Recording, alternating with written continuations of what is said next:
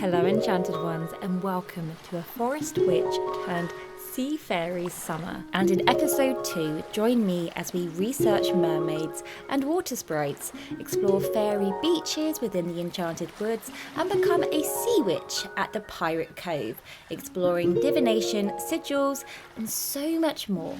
So sit back, relax and keep on watching.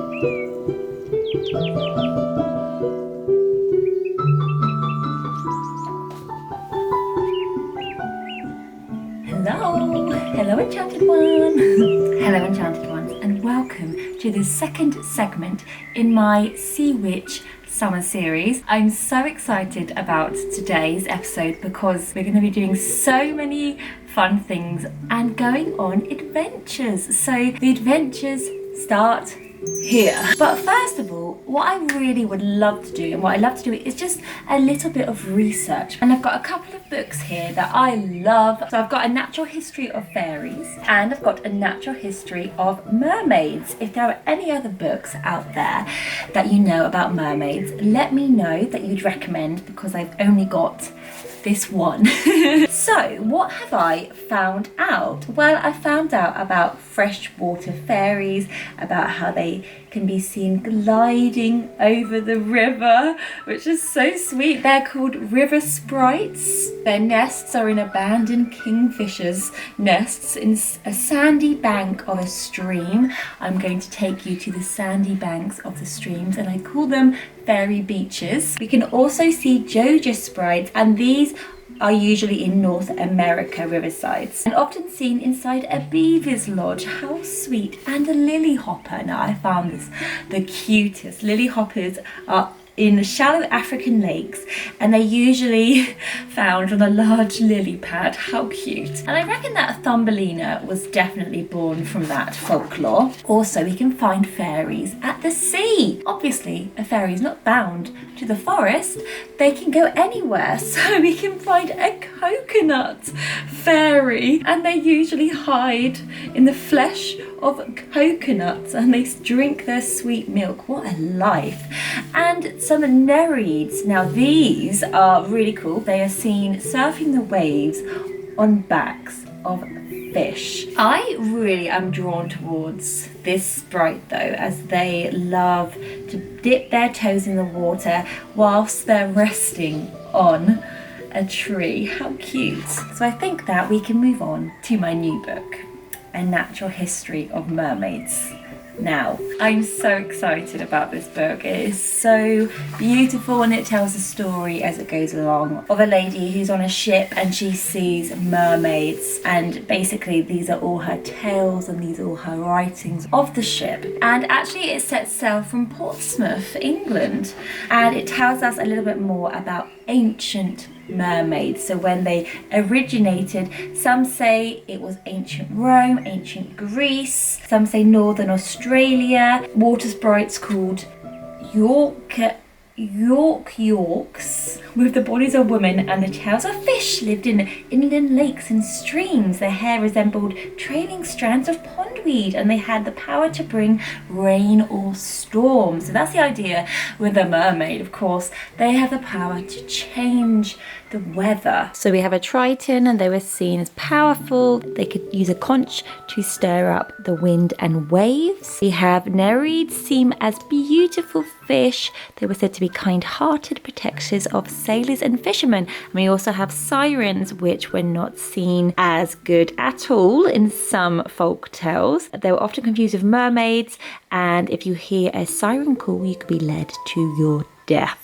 There have been some people who have tried to fraud mermaids, like this Fiji mermaid that looks absolutely terrifying, but this wasn't real. This is actually monkey bones, and people thought it was a real mermaid, which is such a shame. But there have been tales of mermaid sightings. A lot of them have been by sailors. The thing is, no one really knows if they were a real mermaid or if they were a manatee. Who knows? Because the thing is, they got hungry out at sea. They might have been seeing things at sea. I don't know. And do I believe in mermaids? I don't know. We'll have to find out. It talks about the mermaid anatomy and the movement with their tail motion up and down, fishtail motion side to side. Water enters through their mouth and leaves through their gills. They also have webbed hands with connecting skin between their fingers. This webbing creates resistance, which helps them to glide in the sea. This mermaid tells, oh my gosh, I love these. They're so beautiful. Oh my gosh. The life circle of merfolk. Their embryos are laid in scallop shells, which I think is so sweet. They're embryos, and then they're called tender fins. Basically, their hair is so soft and it has to develop before they can be let out of the scallop shell.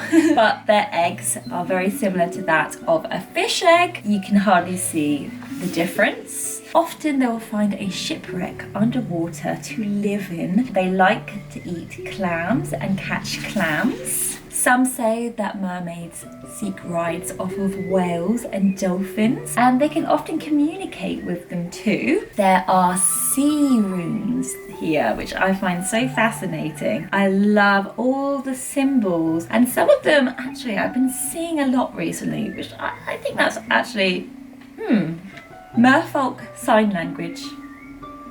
Greetings, all is well, beware, fishing net, danger, shark. Merfolk behaviour, they're often seen flying around in the air just like dolphins. Gadgets and gizmos aplenty. They collect objects from beaches, shipwrecks and the seabed and use them in a range of inventive ways to build protective body armour, and they even groom their hair, and this is when it gets really cool. So the shell identification and uses, because I haven't been to the beach yet. I went to my mum's bathroom and I found so many of these shells that I was looking for. So a mermaid will use these shells to their own desires. They have uses. So for example, this spider conch, you can see it's got really cool kind of spidery legs, and we can use it to brush our hair like so. And you know what, it doesn't do a bad job. That's quite good. That's quite good, especially when you're by the sea, because your hair clumps together in one piece. I don't know if I'm pronouncing this, but an auga, and its use is, of course, as a weapon. It's very pointy and sharp, and this is really seen as a pattern so beautiful in nature, a flower pattern of ever growing of life. So I love that shape that it has of sacred geometry. Sacred geometry is found everywhere in shells. What's not in this book though is this sea urchin shell, and as you can see, it has a flower upon it, and even when I look through it, I can see a flower symbol, and this is seen as a shell of protection. I don't know what I would do with this shell if I was a mermaid. Probably just look through it, or just use it as a hat, I don't know. But there is an armour, a queen helmet here, and that I cannot find. We've also got a murex, and the use is grooming, kind of like a conch, but it's got more serrated kind of edges here. So maybe, again, grooming. And clams, the classic shell on a beach. A limpet. I found this really small limpet so cute. They are ridiculously strong, and they have a lifespan of 10 to 20 years. You didn't know that? That's amazing. And I was trying to figure out what these ones were here, and I think this one, this whelk here, because you can see it's got more of a big barreled base there, and the use of that is communication. Oh, I think I can hear something. I can hear the sea. Yeah, I can hear the sea. And I also have this one here, which it doesn't say what it is, so I'm guessing some sort of conch, I'm presuming, because of the shape of it. A razor clam. Now these are used as forearm guards, which I love. A scallop. These are used as body armor. I'm so sure that would work. And my mum has this massive conch shell, and usually you will hear mermaids gathering other mermaids up for a meeting or something by blowing on this one. This is massive. This used to be on my grandma's dressing table, and now it belongs to my mum. And of course, it's on loan to me.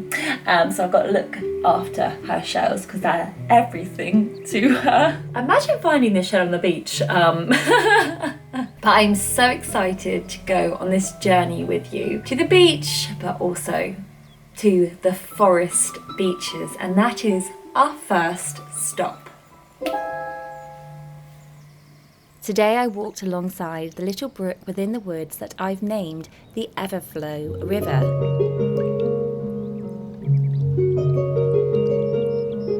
It is so tranquil and magical here, as the landscape is constantly changing with the water. It's not difficult to connect to water.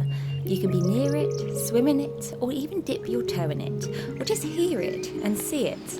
And our mental health will feel the benefits of this too.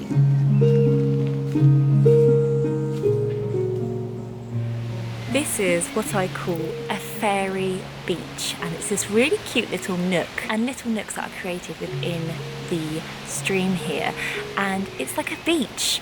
Honestly, like there's some really cute trickling stream next door to it, and it's outlined with roots either side. The water is green because it's reflected from the trees above, and it creates a water fairy sprite haven.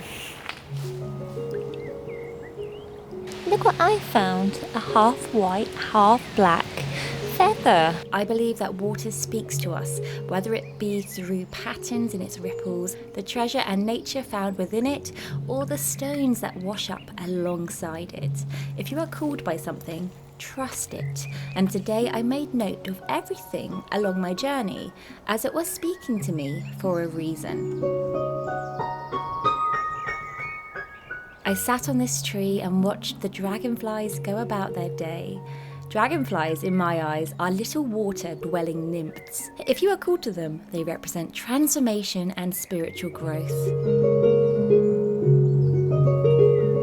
Some spots in the river are a little hard to get to though, but once you hug a few trees tightly without falling off and avoid tripping over the ancient roots, sacred spots are found. Only fit for one human, of course. Oh my goodness, how absolutely inviting does this look? I need to get in this picture right now.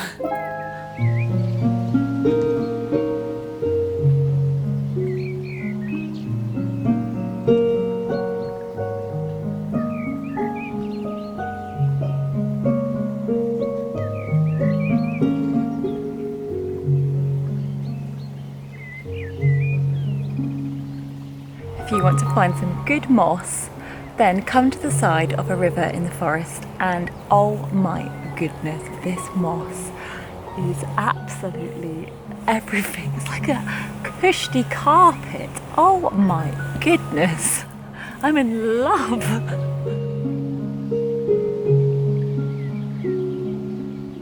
I can imagine fairies living amongst these roots around here. How beautiful. But as I made my way up the stream, a little feeling was telling me that I needed to change course. Something's telling me I need to go onto the other side, and there's two ways: either cross over this tree or go up this fairy staircase, and I think I know the way.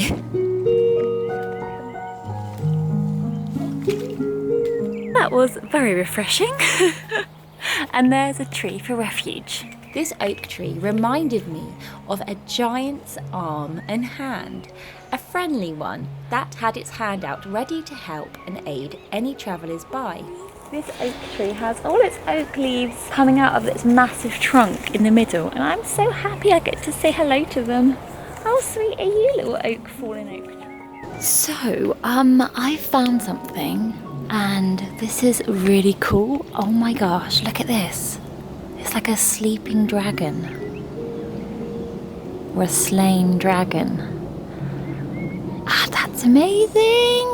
Look at him, he's just sleeping there. How cute! And it's got a little fairy door in there too. Wow! And look at all these little bits of bark here, probably from woodpeckers on the floor. Oh, I love it. I think this dragon is telling me to get creative with this.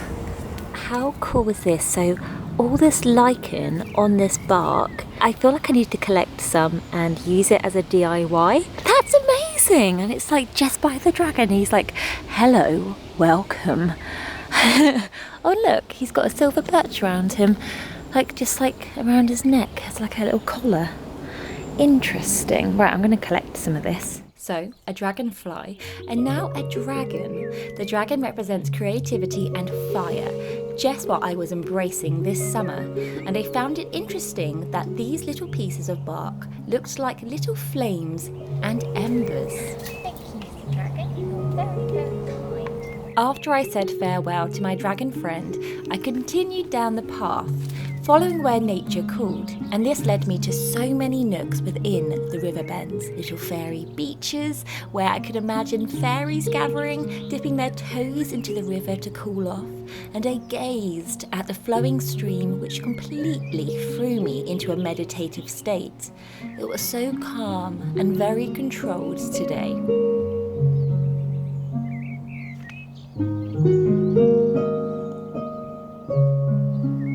There are so many different little beaches here, and it was so clear that some of them were out and open for the big humans, but some tiny beaches for the small folk.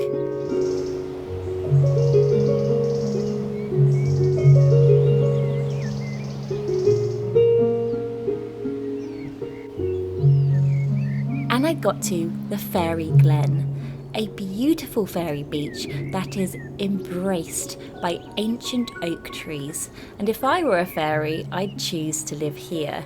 It had such a different feeling to the rest of the fairy beaches. And I was really called to the reflections today, and I took note of this. I also saw a little bubble that was perhaps transporting a fairy water sprite across the river. I continued to travel up along the left side of the river until I arrived at the first place that I named within the woods, Ancestor Place, and this is where anyone will see a new perspective. A split second after this video, a branch from an oak tree just fell where I was standing. I have no idea about what this meant, but again I took note of the Y symbol that the branches made. This just broke off a tree in front of me, and I don't know whether to be scared or take it as a sign. Oh, it's beautiful. But suddenly a little robin caught my attention, who was playfully darting about on the other side of the river. Okay. The robin is over there, literally calling me to come over on that tree stump. And I literally have you ever seen anything more inviting than this line right now going into this sacred fir forest? I haven't, so okay.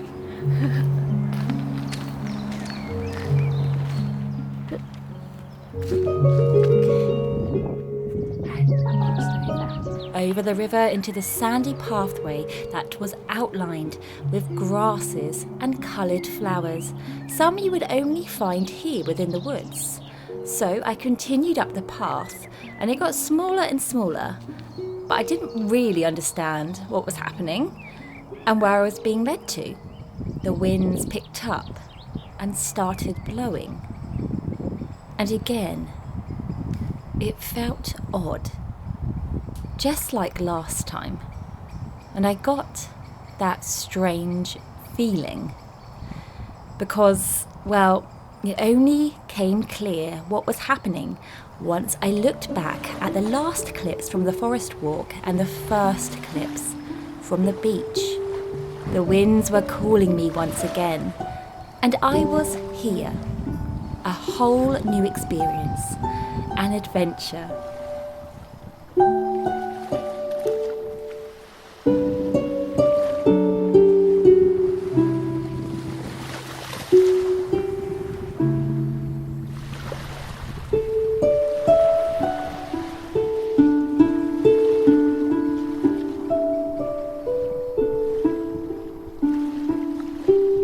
So I set out once more, following my feet to find the perfect spot.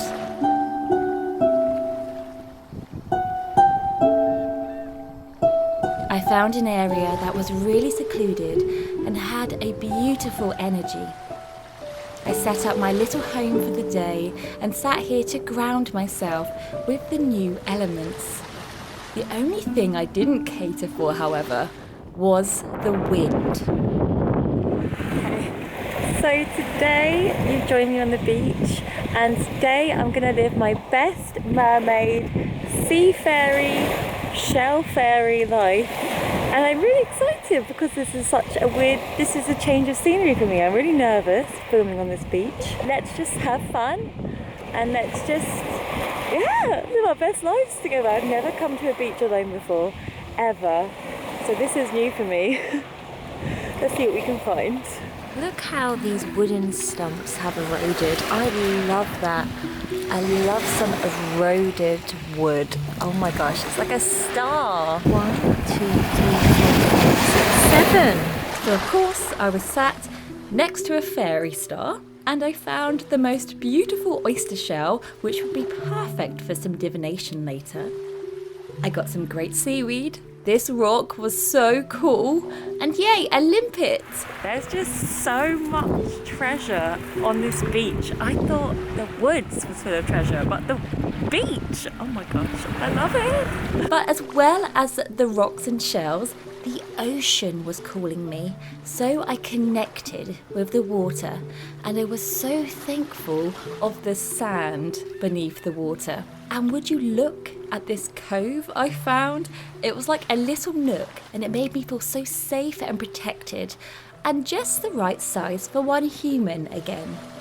The sea was surprisingly so warm, so soothing, and it wasn't too cold. Even with a little paddle, I felt cleansed and connected. It's amazing how each time the tide comes in, new shells, new formations can be found, all millions of years old here on the Jurassic coast. And within minutes again, I had so much treasure. Cockles, mini shells, and fossils, and my thoughts drifted away with each wave. It was so therapeutic to hear the sea and have fresh sea air. And I wish I could keep still for 5 minutes, but no, I had to make pictures from the shells and rocks I had collected.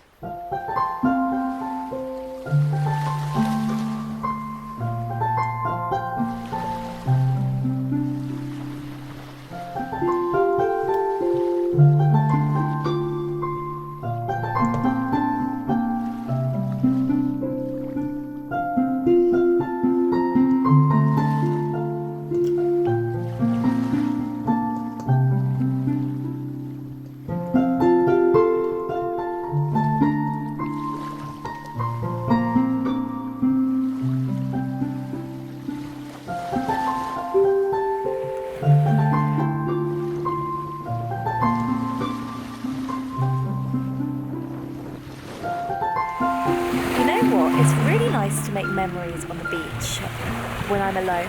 Like, I love being alone, it makes me so happy. So being here on the beach, like, why do I always feel like I need to be with somebody? I'm so nervous, but I'm so glad I did this.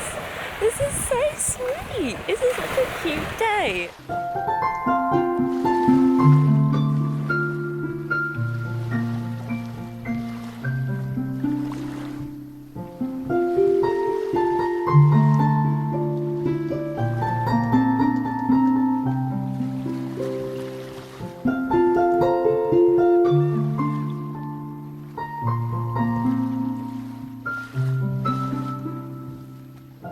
I placed the oyster shell within the water and saw what came forward. And I don't know about you, but I saw a clear fish within the shell, meaning rebirth, trust, and to go with the flow, letting your intuition be your guide as you navigate these metaphorical waters. But well, in this case, I was doing both, working metaphorically and literally, as because the tide was going out, I got to work on my next activity, and I call it Sigils in the Sand. I got out my notebook and wrote down a phrase that I wanted to manifest into reality. Mine being, I have an adventure and freedom, and I'm writing it in the present text as you really want to see it as a reality. Step 1 is to cross out all of the vowels, including the Y's, and then right below the letters you have left. Step 2 is to cross out all of the repeating letters, and again right below the letters you have left. I was left with 4 letters, and the goal here is to intertwine the letters to make them unrecognisable to the human eye. Your sigil is your secret, your personal symbol of manifestation. I think the shorter the phrase, the better, as then you have less letters to work with at the end, leading to a more impactful sigil. And once it was complete, it was time to just wait for the tide to go out, so I could write it within the sand. And well, as a natural forest fairy, I hadn't had to wait for the tide before, so this really taught me patience today. So like that fish, I went with the flow and again gathered some shells and even found my first piece of sea glass.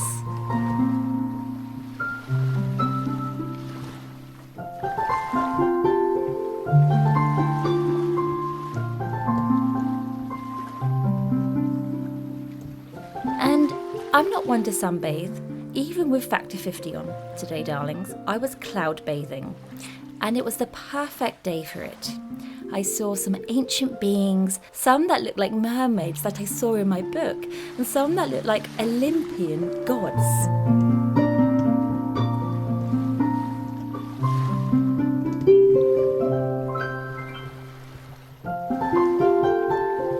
I had my little picnic, and the longer I was here soaking it all in, the more perfect everything seemed to be.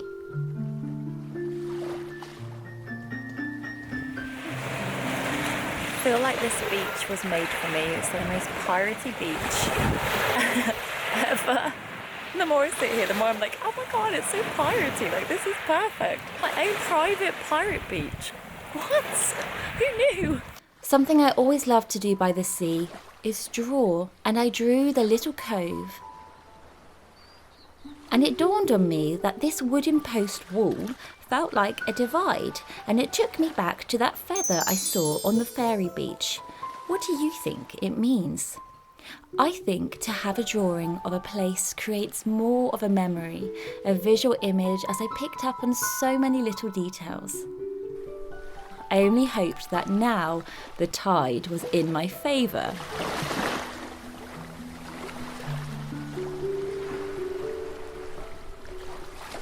It turns out you cannot control the sea. It's a majestic being. So I'd have to write my sigil in the sand later on. But for now, I had some important mermaid duties to attend to, because as the tide went out, in the cove, a sandy bank appeared. And admittedly, I am conquering a fear this year, as I am a little afraid of the depths of the sea. So I stayed in the shallow end, and it was just magical, so warm, and there was something about this little cove, like it was a beginner's sea witch cove. The little bubbles created by the waves, the clear waters, the ever-flowing waves, back and forth, breathing in and out.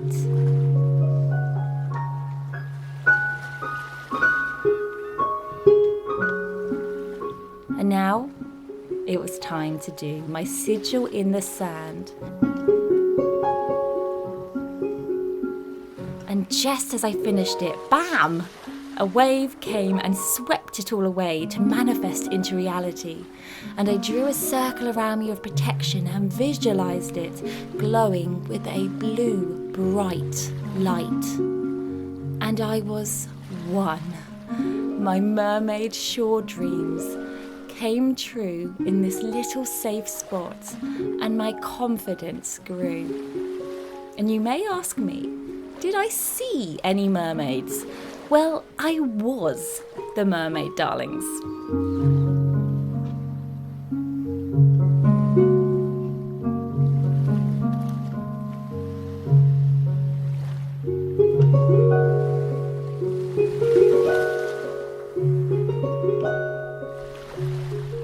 But then I thought I'd jump over this branch to, branch out to the other side of the beach.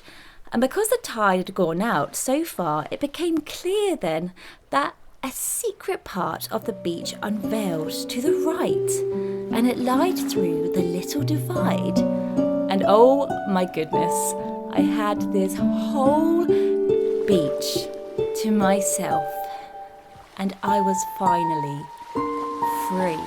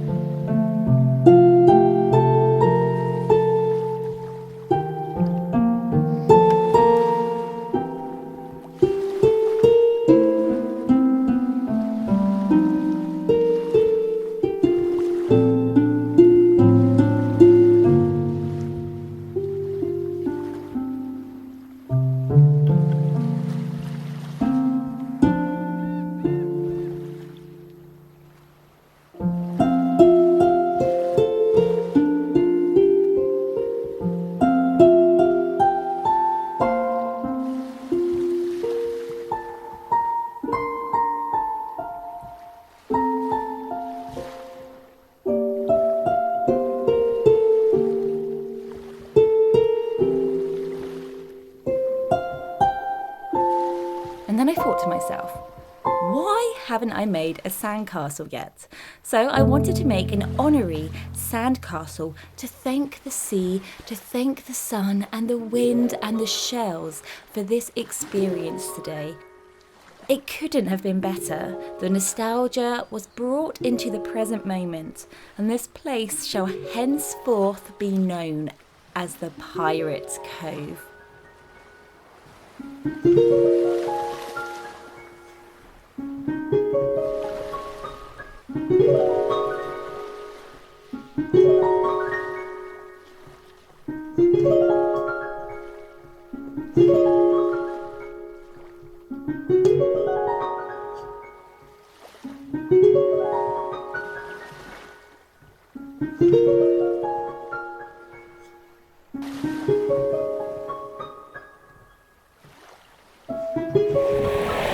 I am so glad I did this. I'm just so glad. I feel like a beach fairy and I love it.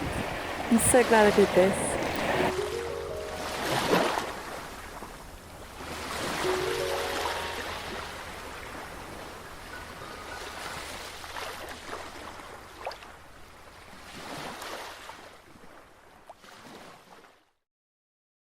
And I have even been back to the Pirate Cove since.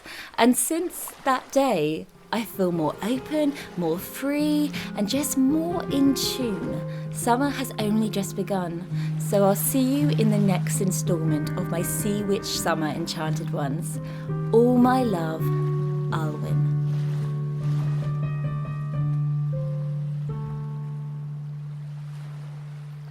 Oh my god, and then I found a hagstone and it was so sweet. This is going to be at my altar for protection. I looked through it to try and see a portal, and did I see a portal? I don't know. I think I was already where I was meant to be. Maybe I'm always meant to be by the sea. Who knows? Or maybe I'm meant to be by the forest, or maybe I'm meant to be by whatever calls me.